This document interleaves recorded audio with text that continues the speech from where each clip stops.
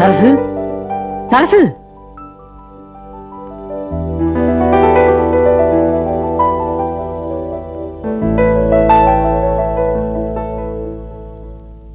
எங்க அவ?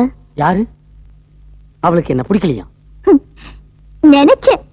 இப்ப என்ன முடிவு பண்ண போறீங்க? நான் வீட்டுக்குள்ள வரும்போது அம்மான்னு கூப்பிடல, அப்பான்னு கூப்பிடல, ஏங்கன்னு கூப்பிடல, வாங்கன்னு கூப்பிடல, சரசு சரசு 2 முறை கூப்பிட்டேன். இன்னுமா என் உள்ள இருக்கிறது உனக்கு தெரியல? அப்ப நீங்க அவளை அடியோட மறந்துட்டீங்களா? மேலோட மறந்துட்டேன். இனிமே பேச்சே எடுக்காது. நீ என் மேல வச்சிருக்கிற அன்பும் காதலும் அந்த பவர் இருக்கே, என்ன கொஞ்சம் கொஞ்சமா அப்படியே இங்க இழுத்து வந்து.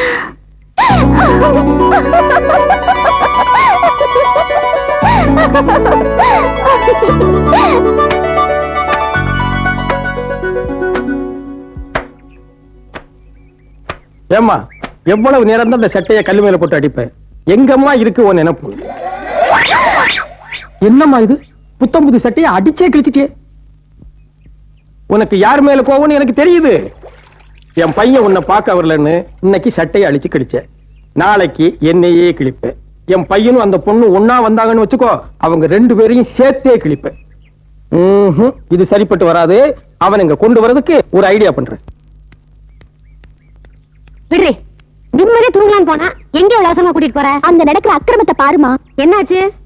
அடேங்க அப்பா, என்ன தத்துவம் என்ன தத்துவம்! எங்க இன்னொரு தடவை சொல்லு. கடவுள் இல்லை. என்னடி சொல்ற? என்னமோ பெருமையா பக்திமான் உத்தமன் அப்படி எல்லாம் சொல்லிக்கிட்டு இருக்கீங்களே, அந்த ராஜாராம் அப்பா கிட்ட கடவுள் இல்லைன்னு சொல்லிக்கிட்டு இருக்கான். சிவ சிவா, நான் இதை நம்ப மாட்டேன்.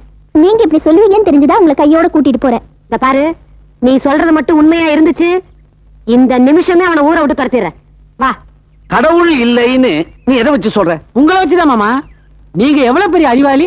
நீங்க ஒரு விஷயத்தை சொல்றீங்கன்னா அது உண்மையாதானே இருக்கும். சில பேர் கடவுள் இருக்கிறாருன்னு சொல்றாங்களேப்பா. சொல்றவனுங்களை காட்ட சொல்லுங்க பார்க்கலாம். அவர் தூணிலும் இருப்பார் துரும்பிலும் இருப்பார் அப்படின்னு சொல்றாங்களே. அப்ப தூணியும் துரும்பியும் கும்பிட வேண்டியதானே? அதை விட்டு அதுக்கு கோயில் குளம் கும்பிடுறாங்க. சபாஷ், சரியான விளக்கம். இன்னும் சில பேர் சொல்றானுவ, கடவுளும் கரண்ட்டும் ஒண்ணுதான், கண்ணுக்கு தெரியாம தான் இந்த 2மே வேலை செய்யும் அப்படின்றானுவ. உங்களை எப்படியோ கவுக்க பாத்துருக்காங்க. நீங்க ரொம்ப டிஸ்டர்ப் ஆயிட்டீங்க மாமா. இதெல்லாம் ரொம்ப சிம்பிள். கரண்ட தொட்டா ஷாக் அடிக்கும், கடவுளை தொட்டா ஷாக் அடிக்கணும்ல. அப்படியே ஷாக் அடிச்சாலும் ஷாக் அடிக்கிற கடவுள் நமக்கு தேவையா? தேவையே இல்ல. இன்னொரு விஷயம், சில மூதேவிங்க, அதான் உங்க அத்தைய சொல்றேன், மௌன விரதம் இருந்தா பின்னால பெருசா பலன் கிடைக்கும்னு சொல்றாங்களே, அத பத்தி என்ன நினைக்கிறேன்? நீங்களும் அத்தை மாதிரி புண்ணாக்கா இப்படி முட்டாத்தம்மா எல்லாம் கேக்குறீங்க? உங்க அறிவுக்கு தான்